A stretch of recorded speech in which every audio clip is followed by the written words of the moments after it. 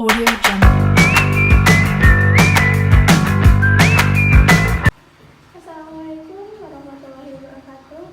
Perkenalkan, nama saya Devi Prasamasari dari tingkat 2B, kelompok 1, mahasiswi Stikers Ahmad Dahlan Cirebon. Saya di sini akan membuat video penyuluhan tentang penyakit demam berdarah dengue atau DBD dari mata kuliah promosi kesehatan. Assalamualaikum Mbak. Waalaikumsalam. Selamat siang Mbak. Perkenalkan, nama saya Devi Pratamasari dari mahasiswa Stikers Ahmad Dahlan Cirebon. Kebetulan saya kali ini dapat tugas dari kampus untuk memberikan penyuluhan tentang penyakit DBD yang sekarang kian marak yang terjadi di masyarakat. Sebelumnya Mbaknya bisa diperkenalkan terlebih dahulu. Iya, saya di sini Mia Fatimah Puzahra sebagai kakak dari pasien yang mengalami DBD. Langsung aja ya Mbak ke penyuluhannya. Sebelumnya Mbak tahu nggak apa sih yang dimaksud dengan DBD itu? Setahu saya DBD itu demam berdarah dengue yang disebabkan dari gigitan nyamuk. Oke baik Mbak, tadi jawaban Mbak benar ya Mbak, tapi saya akan di sini saya akan menjelaskan lebih rincinya kembali ya. Apa pengertian dari DBD?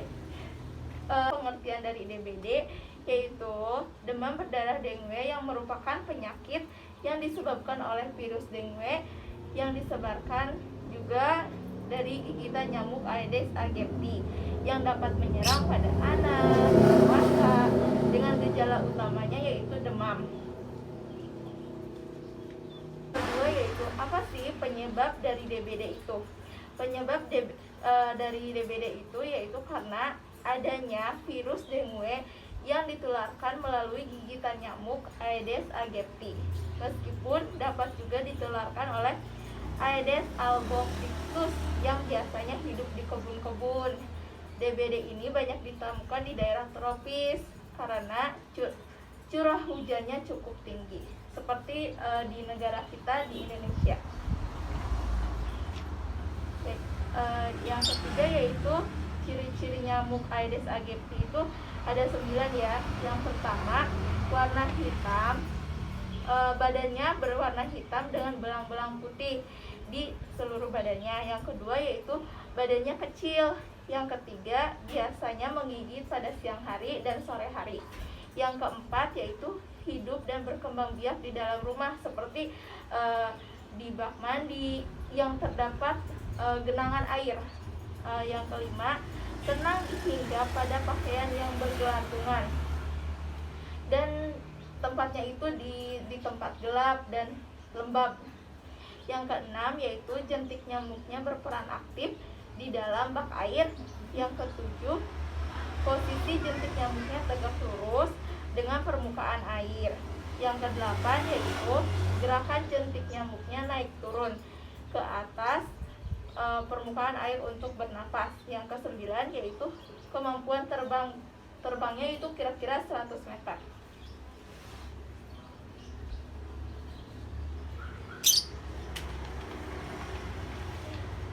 Selanjutnya yaitu cara penularan demam berdarah itu yang pertama pasti disebabkan oleh gigitan nyamuk Aedes aegypti yang tersebar luas di rumah-rumah dan di tempat umum.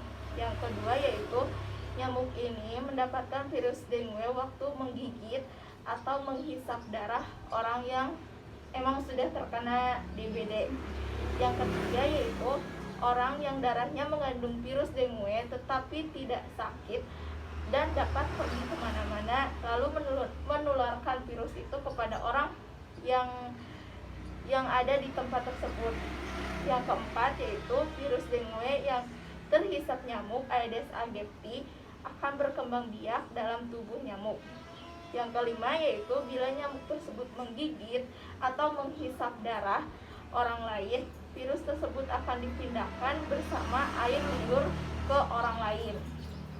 Yang keenam yaitu orang yang digigit nyamuk Aedes aegypti yang mengandung virus dengue ini gejala sakitnya atau sakit demamnya sekitar 4-7 hari.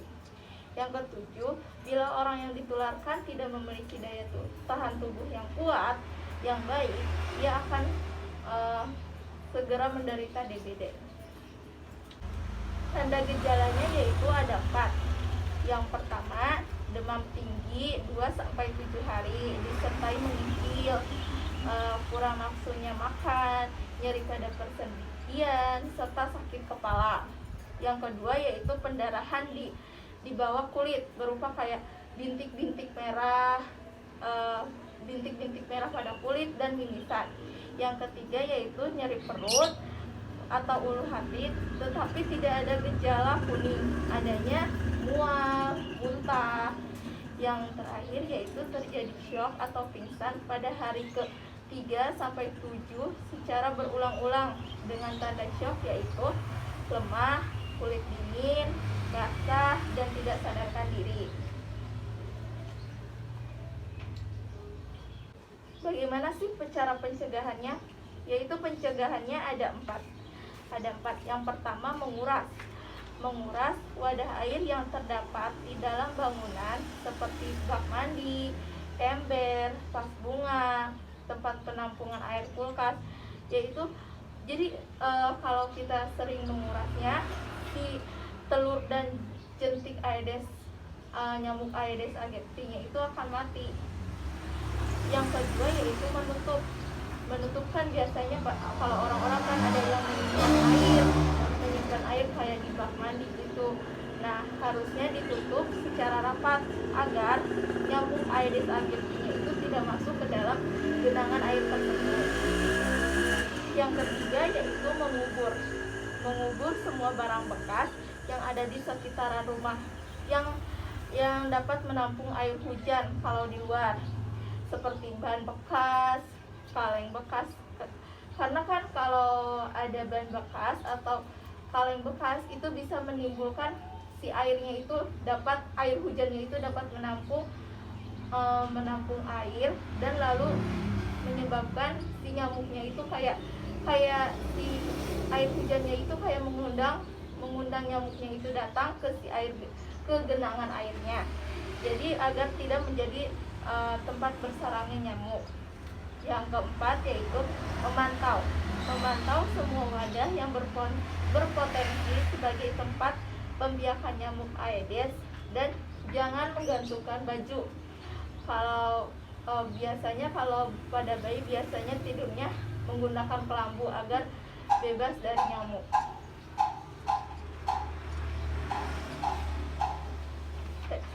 Yang terakhir yaitu cara pengobatannya. Pengobatannya yaitu minumlah air putih minimal 20 gelas berukuran sedang setiap hari. Bagusnya ya kalau lebih banyak ya lebih baik. Yang kedua yaitu cara menurunkan si demamnya, cara menurunkan panasnya yaitu dengan mengompres air hangat atau dengan meminum obat penurun panas.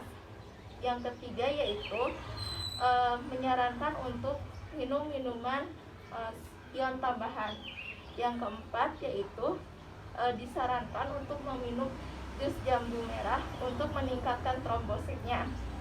Yang kelima yaitu makanlah makanan yang bergizi dan diusahakan makanan dalam kuantitas yang banyak. Yang keenam yaitu mengontrol ke dokter atau ke rumah sakit. Sekian penyuluhan dari saya tentang penyakit DBD ini. Selanjutnya saya akan mempraktekkan penanganan awal jika terjadinya tanda dan gejala adanya penyakit DBD, yaitu contohnya ketika si anaknya atau adiknya terjadi demam. Saya akan sedikit mempraktekannya. Baik Mbak, langsung saja ke prakteknya. Yang pertama, Mbak harus sediakan air hangat secukupnya. Lalu sediakan kain untuk mengompresnya.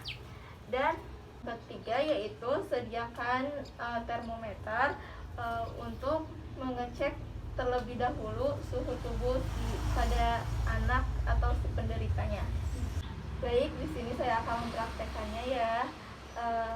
Anggap saja ini anak yang sedang mengalami demam. Baik, yang pertama saya akan mempraktekannya terlebih dahulu untuk cara mengecek suhu tubuh. Baik, yang pertama yaitu saya akan mempraktekkan tentang cara mengecek suhu tubuh terlebih dahulu. Mengecek suhu tubuhnya yaitu awalnya harus membersihkan dulu terlebih dahulu di bagian ketiaknya ya, seperti ini. Setelah dibersihkan ketiaknya, Mbak langsung meng-on-kan saja termometernya, langsung dijepit di ketiaknya, lalu ditunggu sampai ada bunyi dari termometernya. Jika sudah sekitar 5 menitan. Baik. Jika sudah tadi ada bunyi dari termometernya dan suhu anaknya tinggi, maka bisa langsung saja melakukan mengompres air hangat sebagai penanganan awal untuk menurunkan panasnya. Baik, Mbak langsung saja di kainnya dibasahi dulu ya Mbak, lalu diperas.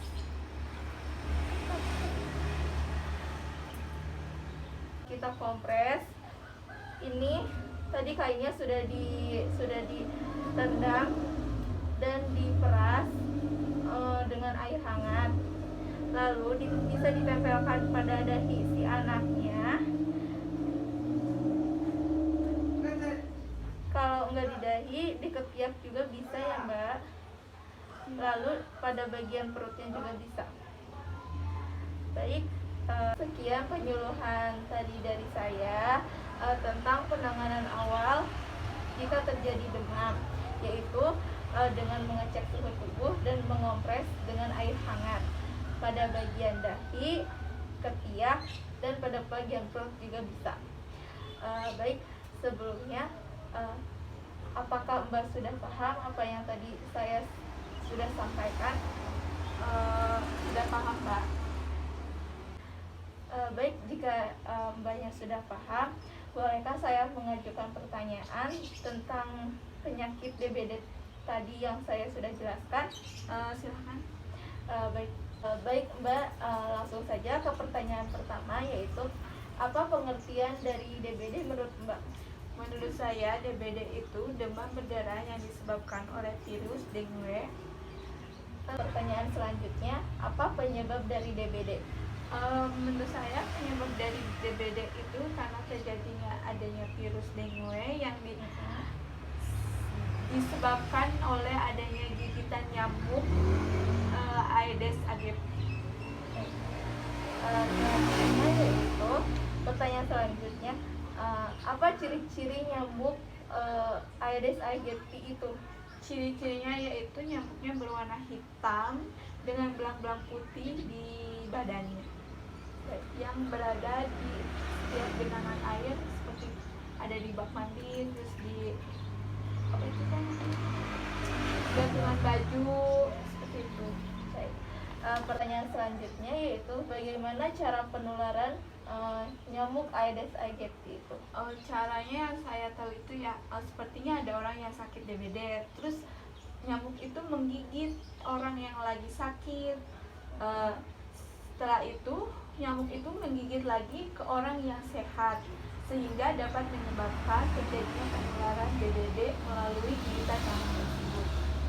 Baik, pertanyaan selanjutnya yaitu apa tanda dan gejala jika terjadi DBD? Jika terjadi DBD, gejalanya akan menimbulkan panas atau demam beberapa hari, sekitar 2-7 hari, sehingga kehilangan nafsu makan serta sakit kepala. Baik. Pertanyaan selanjutnya yaitu bagaimana cara pencegahan dari DBD itu? Menurut saya caranya yaitu bisa dilakukan dengan menguras bak mandi yang terdapat genangan air, karena biasanya itu nyamuk tuh suka ada di genangan air kan, ada genangan air yang kotor gitu, atau di gantungan-gantungan baju. Jadi kita harus merapikan semuanya atau membersihkannya sehingga telur tersebut akan mati dan tidak bisa berkembang biak. Pada intinya kita harus menerapkan 4M, yaitu menguras, menutup, mengubur, dan memantau. Seperti itu. Pertanyaan selanjutnya dan yang terakhir yaitu bagaimana cara pencegahan jika terjadi DBD? Cara pengobatannya yang tadi saya bisa simpulkan atau bisa saya dapatkan dari hasil penyuluhan Mbak, yang pertama itu kita cek suhu tubuh dulu kan. Terus jika suhu tubuh kita tinggi atau mengalami demam tinggi, kita bisa melakukan kompres di bagian dahi, ketiak, dan perut. Terus bisa dengan dilakukannya minum air secukupnya. Terima kasih, pertanyaannya sudah selesai dan Mbak telah menjawabnya. Sekian penyuluhan dari saya, semoga bisa bermanfaat untuk kedepannya. Mohon maaf bila ada kesalahan dalam perkataan dan perbuatan dari saya. Saya akhiri saja penyuluhan kali ini tentang penyakit DBD ini. Terima kasih juga Mbak telah menyempatkan waktunya untuk mendengarkan penyuluhan dari saya. Terima kasih. Wassalamualaikum warahmatullahi wabarakatuh. Waalaikumsalam warahmatullahi wabarakatuh. Terima kasih telah menonton video saya tentang penyuluhan penyakit demam berdarah DMW atau DBD. Mohon maaf bila ada kesalahan dalam kata-kata dan perbuatan.